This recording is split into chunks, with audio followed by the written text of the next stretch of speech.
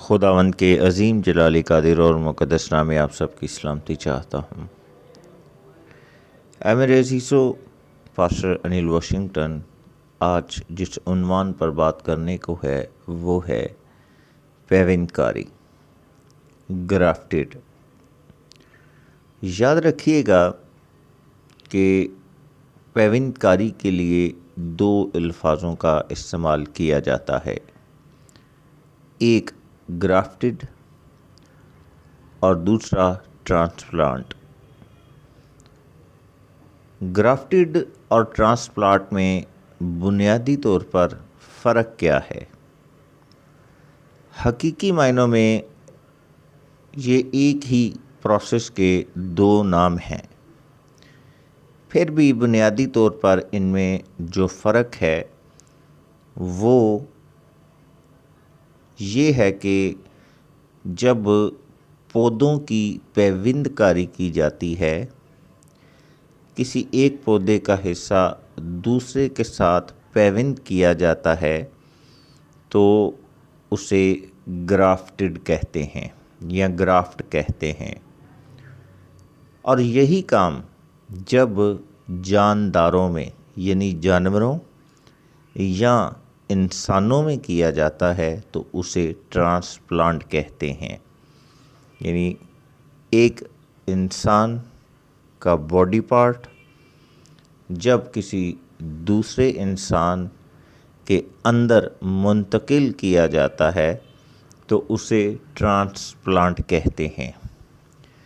تو آج کا ہمارا ٹاپک ہے پیوند کاری، گرافٹڈ۔ اے میرے عزیزو، پیوند کاری کا جو مطلب ہے وہ یہ ہے کہ ایک فرد کے جسم کے اعضاء کو دوسرے فرد کے اعضاء میں پیوند کرنا۔ آج اس دنیا میں کئی قومیں، کئی روایات، کئی عقائد ہمیں نظر آتے ہیں۔ ہر ایک کے پیچھے کوئی نہ کوئی منطق ہے، کئی عبادت گاہیں ہمیں نظر آتی ہیں جن میں ان کا کلچر، روایات ایک دوسرے سے مختلف ہمیں نظر آتی ہیں، لیکن نظر آتی ضرور ہیں۔ اسی طرح ہمیں بھی تین باتوں پر آج سوچنا ہے۔ What the culture of the church today? What is accepted for the Sikh tradition? What is truth? اے میرے عزیزو، جب ہم بائبل مقدس کا مطالعہ کرتے ہیں تو بائبل میں پہلی پیوند کاری ہمیں خروج کی کتاب اس کے 12ویں باب کی 48ویں اور 49ویں آیت میں ملتی ہے۔ اے میرے عزیزو، خداوند کے کلام میں مرقوم ہے، اور اگر کوئی اجنبی تیرے ساتھ مقیم ہو اور خداوند کی فسح منانا چاہتا ہو تو اس کے ہاں کے سب مرد اپنا ختنہ کرائیں، تب وہ پاس آ کر فسح کرے۔ یوں وہ ایسا سمجھا جائے گا گویا اس ملک کی اس کی پیدائش ہے، پر کوئی نامختون آدمی اسے کھانے نہ پائے۔ وطنی اور اس اجنبی کے لیے جو تمہارے بیچ مقیم ہو ایک ہی شریعت ہوگی۔ آمین۔ تو اے میرے عزیزو، خدا کا کلام ہمیں یہاں پر پیوند کاری کے متعلق بتاتا ہے کہ کس طرح سے خدا اسرائیل قوم میں، اپنے مقدس قوم میں غیر اقوام کو شامل کرتا ہے۔ یہاں خدا دل کا ختنہ اور جسمانی ختنے کا ذکر کرتا ہے، یعنی وہ ابراہیم کے عہد میں اس کی برکت میں، اس کے وعدوں میں جو شمار ہوتا ہے، اس کی اسرائیل کے اندر پیوند کاری ہو جاتی ہے۔ غلاطیوں کی کتاب میں ہم اسے بخوبی پڑھ سکتے ہیں، کیونکہ ہم ایمان ہی کے وسیلہ سے ابراہیم کے فرزند کہلاتے ہیں اور ٹھہرتے ہیں۔ اور خدا کا بندہ پالوس بیان کرتا ہے کہ ختنہ بھی، نامختونی بھی جو ہے اور مختونی بھی جو ہے وہ دو طرح کی ہے، ایک دل کا ختنہ اور ایک جسم کا ختنہ۔ اگر آپ جسم کا ختنہ، جسمانی ختنہ کرواتے ہیں تو آپ نامختون ٹھہر سکتے ہیں، اور اگر آپ جسم کا ختنہ نہیں کرواتے تو بھی آپ مختون ٹھہر سکتے ہیں۔ اگر آپ ایماندار ہیں، آپ روحانی ہیں تو آپ مختون ٹھہریں گے۔ تب جسمانی چیزیں پس پردہ چلی جاتی ہیں اور روحانی چیزیں غالب آتی ہیں۔ میں نے پہلے بھی ذکر کیا تھا کہ آپ اس سے پہلے جسم، اس سے پہلے روحانی ہیں، یعنی ہم ایمان کے وسیلہ سے راست باز ٹھہرتے ہیں، نہ کہ اعمال کی وجہ سے یا عمل کی وجہ سے۔ ایمان کی بدولت ہم ابراہیم کے فرزند ٹھہرتے ہیں ایمان کی روح سے، اور اس کے بعد اس عہد کے فرزند ٹھہرتے ہیں، نہ جسمانی بلکہ روحانی اعتبار سے۔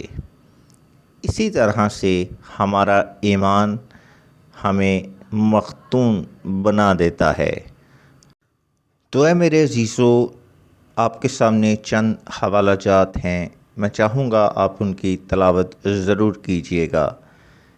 تو بھی میں آپ کو ان کے متعلق کچھ بتائے دیتا ہوں کہ ان حوالہ جات میں گرافٹیڈ یا پیوند کاری کے متعلق کیا کہا گیا ہے۔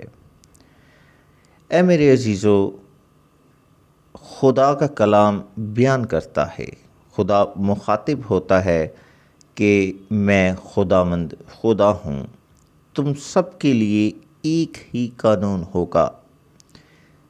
اور اس کے بعد خدا مخاطب ہوتا ہے اپنی قوم بنی اسرائیل سے کہ پردیسی بھی ویسے ہی ہوں گے جیسے تم ہو۔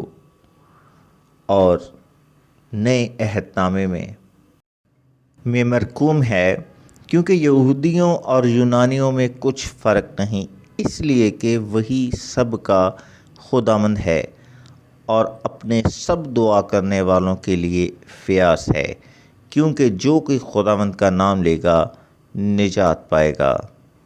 اسی طرح پطرس رسول بیان کرتے ہیں، ان سے کہا، تم تو جانتے ہو کہ یہودی کو غیر قوم والے سے صحبت رکھنا یا اس کے ہاں جانا ناجائز ہے، مگر خدا نے مجھ پر ظاہر کیا کہ میں کسی آدمی کو نجس یا ناپاک نہ کہوں۔ اس لیے جب میں بلایا گیا تو بے عذر چلا آیا، پس اب میں پوچھتا ہوں کہ مجھے کس بات کے لیے بلایا ہے۔ تو اے میرے عزیزو، ابھی تک ہم نے خدا کے کلام میں دو بنیادی چیزوں کو دیکھا۔ اس سے پہلے آگے بڑھیں، میں آپ سے بیان کرنا چاہتا ہوں تاکہ آپ بہتر طور پر سمجھ پائیں۔ ابھی تک ہم نے دیکھا کہ نامختون جو تھے وہ مختون بنے، کیسے؟ ایمان کی بدولت عہد میں شامل ہوئے، عہد کے فرزندوں میں شمار کیا گیا، اور ایمان کی روح سے وہ مختون ٹھہرے۔ ایمانداروں کی روح سے وہ ایک قوم کا درجہ رکھتے ہیں، یعنی اسرائیل کا۔ اور دوسری اہم چیز جو ہم نے ابھی خدا کے کلام میں سے دیکھی وہ یہ تھی کہ کس طرح سے مختونوں نے نامختونوں کو خود میں شامل کیا، یعنی وہ جو مختون کہلا کر بھی حقیقی طور پر نامختون تھے ان کو خود میں شامل کیا، یعنی مختون بنایا۔ وہ کیسے؟ مسیحی روحانی اسرائیل۔ مسیحی کا مطلب خدا اور انسان کے مابین ایک خوبصورت اور حقیقی تعلق کا نام ہے، جو ہمیشہ خدا اپنے مقدس گھرانے اور قوم میں دیکھنا چاہتا تھا، اور مسیحی اس حقیقی اسرائیل کی جیتی جاگتی صورت ہیں، روحانی صورت ہیں، کیونکہ خدا کا کلام اسے یوں بیان کرتا ہے کہ یہودی وہ نہیں جو ظاہری کا ہے، بلکہ یہودی وہ ہے جو باطن میں ہے۔ جس طرح سے روت موابی عورت اسرائیل میں پیوند ہو گئی، اس نے کہا تیرے لوگ میرے لوگ ہوں گے، تیرا خدا میرا خدا، اور اس کا شمار لوط نہیں بلکہ ابراہیم کی نسل میں ہوا۔ اسی طرح سے یسایہ 56 باب اگر ہم 2 آیت سے لے کر 7 آیت تک تلاوت کریں تو مرقوم ہے، کوئی بیگانے کا فرزند جو خداوند سے مل جائے وہ یہ نہ کہے کہ خداوند مجھے اپنے لوگوں سے جدا کرے گا، اور کوئی خوجا یہ نہ کہے میں سوکھا درخت ہوں۔ اے میرے عزیزو، جب بیگانوں کی، جسمانیوں کی یا نامی مسیحیوں کی جب خداوند میں پیوند کاری ہو جاتی ہے تو وہ اس کا فرزند کہلاتا ہے، اس کے فرزند کہلاتے ہیں، اس کے پہلوٹے کہلاتے ہیں، وہ ایک بدن سے ایک قوم بنتے ہیں، اور وہ قوم خدا کی ہے، جسے خدا نے کہا کہ اسرائیل میرا پہلوٹا ہے۔ اور یہ رتبہ آپ کو پہلے پھلوں کی صورت میں حاصل ہوتا ہے۔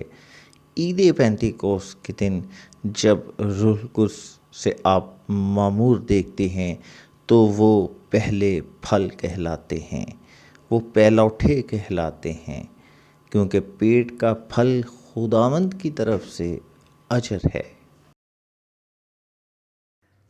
تو اے میرے عزیزو، اسی طرح ہم اس بات کو جانتے ہیں کہ جو اسرائیل کی اولاد ہیں وہ سب اسرائیلی نہیں ہیں۔